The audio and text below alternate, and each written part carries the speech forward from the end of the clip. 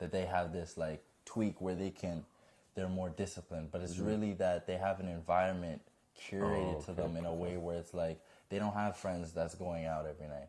They don't have social media constantly ringing down their line to distract them from this work. They have an office, a special place where they do something where it's no distraction, time away from family. You know, they've curated their world to benefit them, and they just work off of that. Good morning, good afternoon, good whatever time they and keep it alive. Thank you so much for tuning in to another episode of the Perspective Podcast. We're here to change your perspective and elevate your mindset. Y'all know what it is, man. So today we're really going to elevate your mindset. Today we're really aiming to elevate your mindset and really having you to think differently, manifest differently, and obtain different things. So, Deuce, I need you to introduce the title. I need you to talk to them about what we're talking about today. You know, this title about, creating the environment for success and for the things that you want in your life, how to activate the dormant elements of your space to facilitate your growth, That's huge, yeah. Because I feel like, we all live in a space, but we don't facilitate it for us, so we're constantly Break that down. Let me break it down. So, like, for example, you have a room full of distractions, right? And in those distractions is taking you away from what you actually want. So then you have to constantly first battle those roadblocks just to get into what you want to do. And then, there's the difficulties there. So it's like you got to curate your world to benefit you in the way that you want, right? So, like, for example, when I was having trouble waking up early, I'd go to sleep with my phone on the opposite side of the room with the alarm. So it caused me to get all the way out of bed to take off the alarm, So it's like, it's priming your room.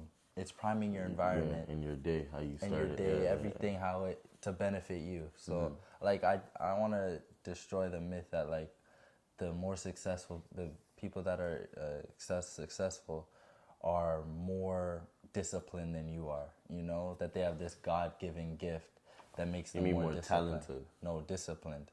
That they have this, like, tweak where they're more disciplined. But it's really that they have an environment curated to them in a way where it's like they don't have friends that's going out every night. They don't have social media constantly ringing down their line to distract them from this work. They have an office, a special place where they do something where it's no distraction, time away from family. They've curated their world to benefit them, and they just work off of that. So you're saying that people that don't think that people are more disciplined than you, or that they just have that gift, or they have that thing in them that's just better than you. That's not the case.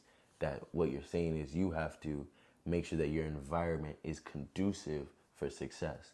And so they don't have what you have in terms of you have your phone, you have distractions, you have Netflix playing, you got all these things that you're trying to do, and that's distracting you and pulling your attention, where they might have a quiet room where they can curate their environment to be as successful as they can be. Yeah, I think that's big. Yeah, I think it's like I can get some work done in my room, but I can get more work done if I go to the library and I have a peaceful place.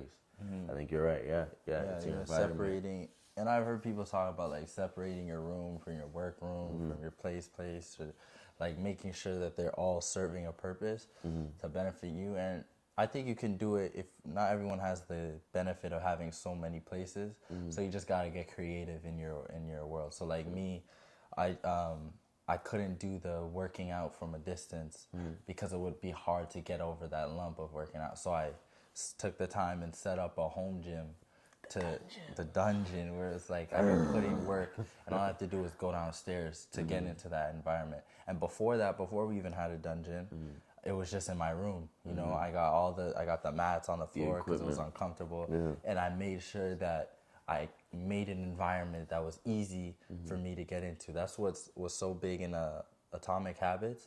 It's a book about building habits that will last long. Great read. And it's like what he talks about is ease as one of the key 4 steps to building a habit, and you want to make the habit as easy as possible. Yeah. And it's like opening your arms to blessings to come. You can't receive blessings with your hands down or full. Yeah.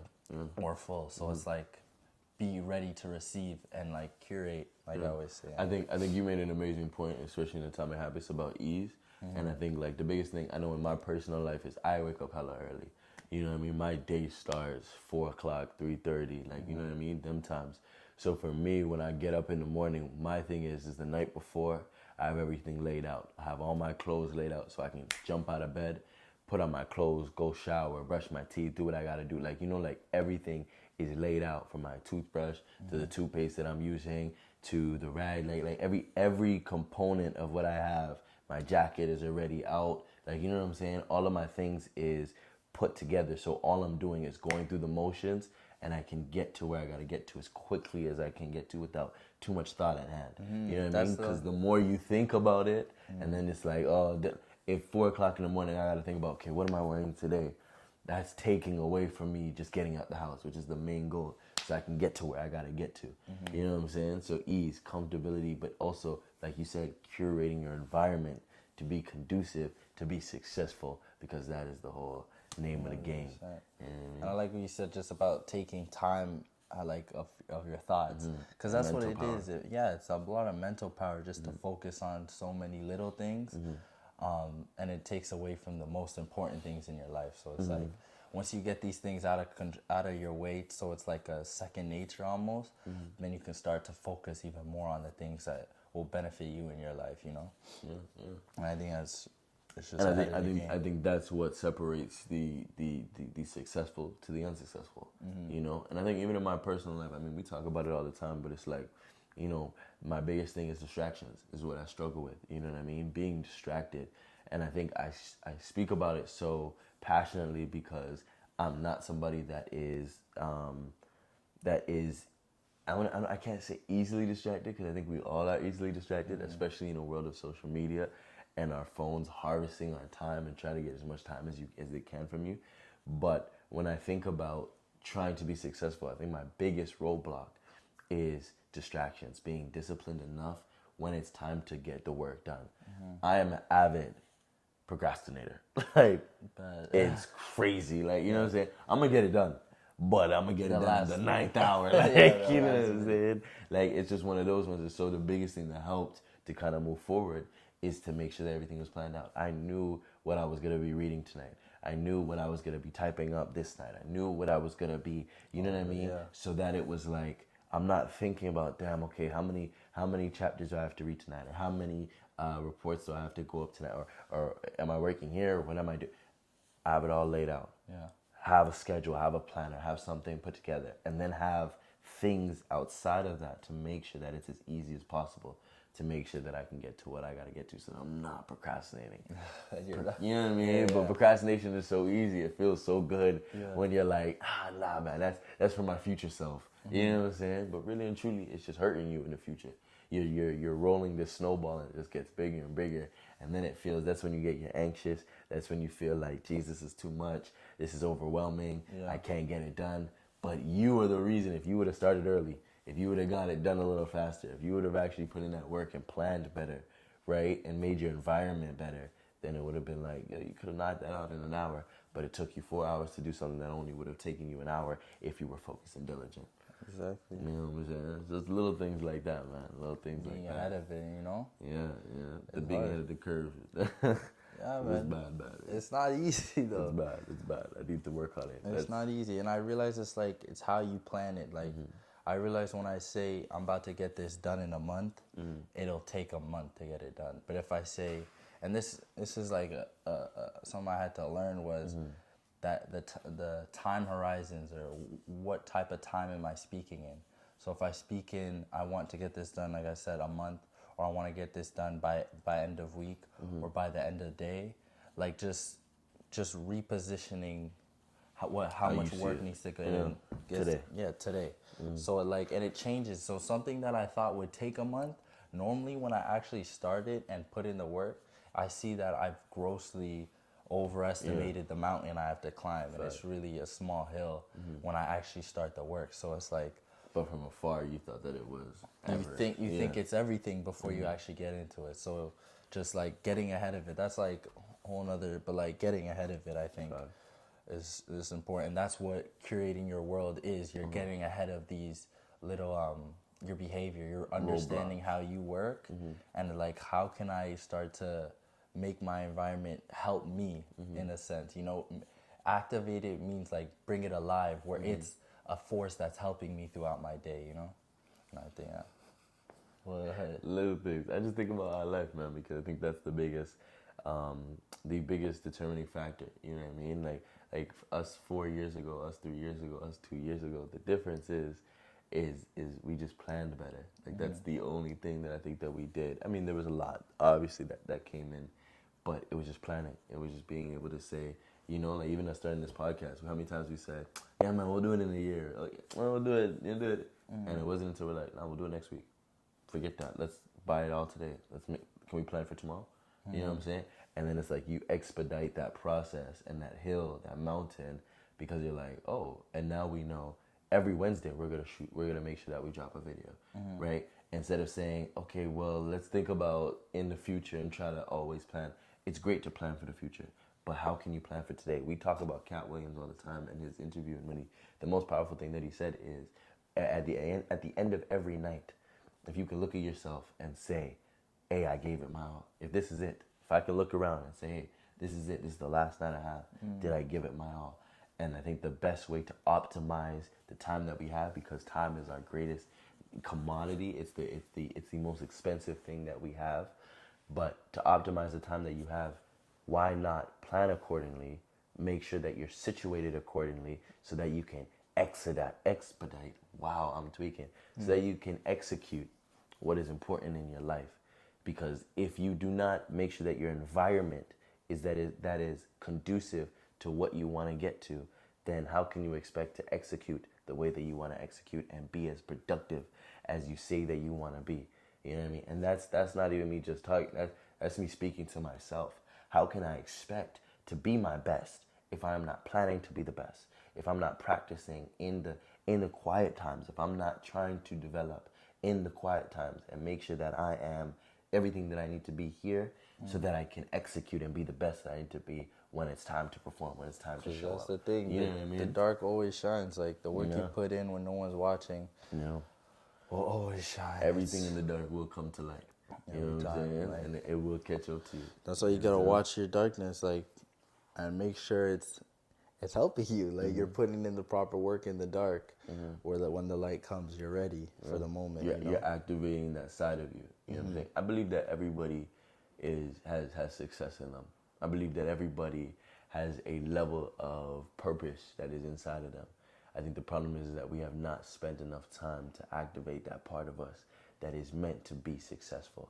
That we are allowing other things to distract us and other things to take up our time. And so we're not able to plan accordingly, so that we are not able to execute expeditiously and be able to get to where we want to get to as quickly but as effectively as we can. So I think that the biggest thing is you need to focus on not only what you want to do, but plan so that it's easy to obtain the things that you want to obtain and get to. If you know that you want to purchase something, you're going to pick up some extra hours at work so that it is set up that you can be successful and get what you want to get. If you want to go somewhere, you're going to put things aside and make sure that the planning is put together.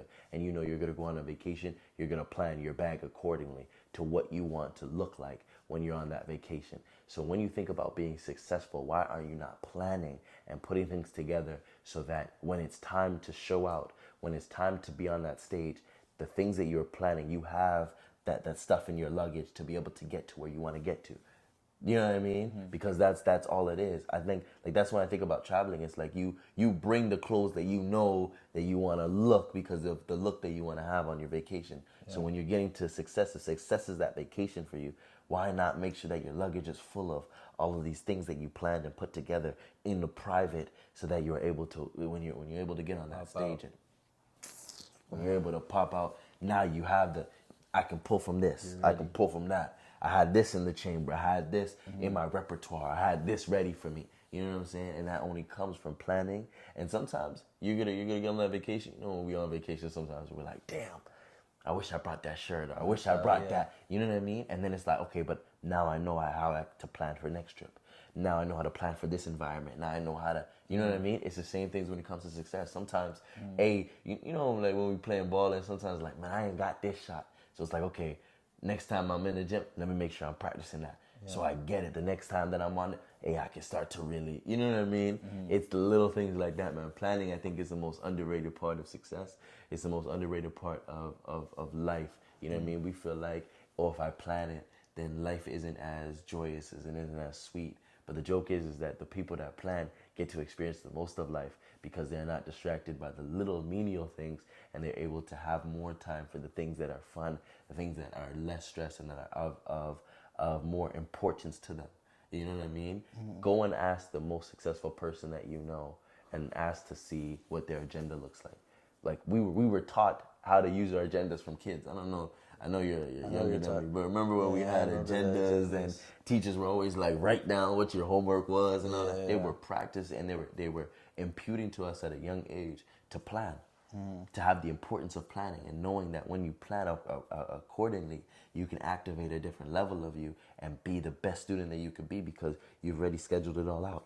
Everything's already put together. You know what I mean? It's little things like school is life, man. I think it really is all connected, and the lessons that you learn from a youngin can then be applicable when you get older. And it's like, but it's we disregard so many things. Sorry, I know I go into my tangents. No, but I. You know what I mean? We just disregard it, man. I think planning is, if you guys hear nothing else, man, manifest your environment and really try to plan out what is important to you. If you want to have that luggage with you when you're ready to pop out.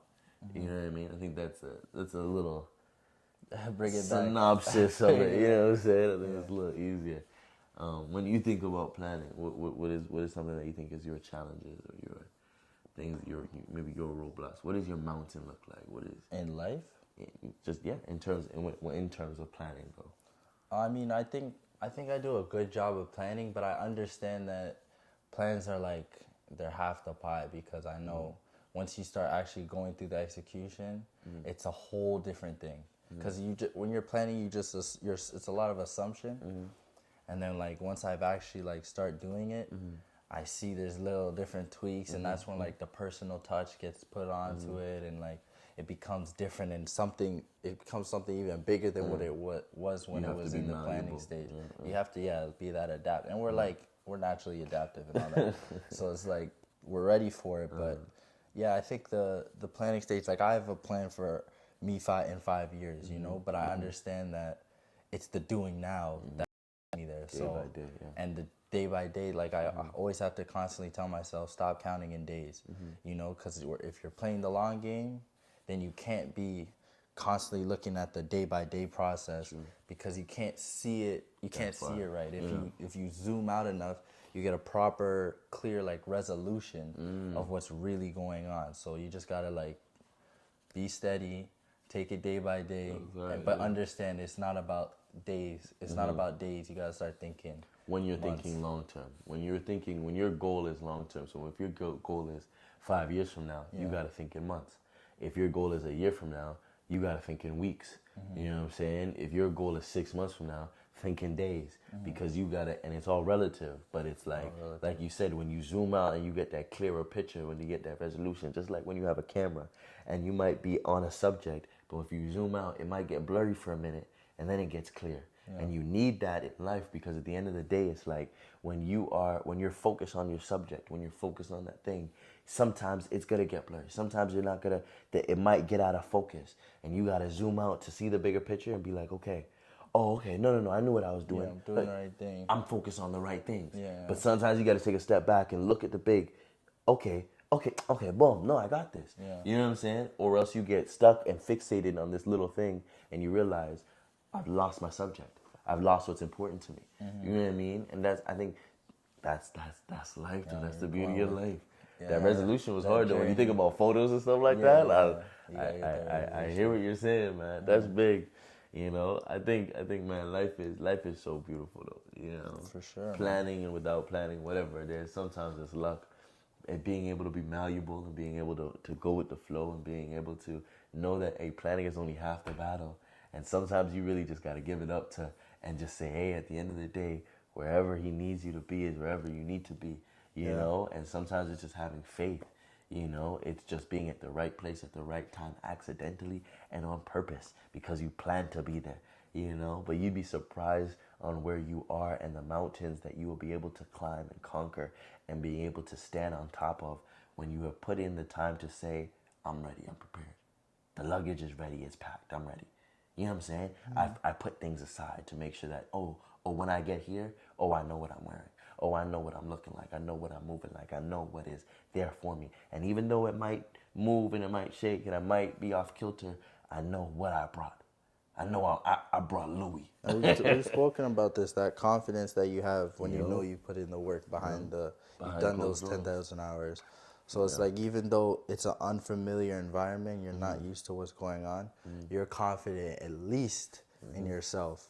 Forget the external world. You're confident that I'm going to be able to do what I do because I've done it so many times. I know. We spoke, just make sure you pack, like, you know. Make sure you pack that Louis duffel. You know what I'm talking about? Make sure you in your Duffy. Hey guys, know that we love you, know that we're proud of you, and know that we're praying for you. Thank you so much for tuning in to another episode of the Perspective Podcast, man. We are just here to change your perspective. And elevate your mindset. Y'all know what it is, man. So make sure that you have an amazing week, have an amazing day. You know that we back here every Wednesday to give y'all some new game, to give y'all some new perspective, to really elevate the way that you thinking. Like I said, we love you. Keep being amazing, keep being great. Elevate, plan, and practice what you want to be so that you can get to where you need to be. Y'all know what it is, though, man. Perspective. Bah!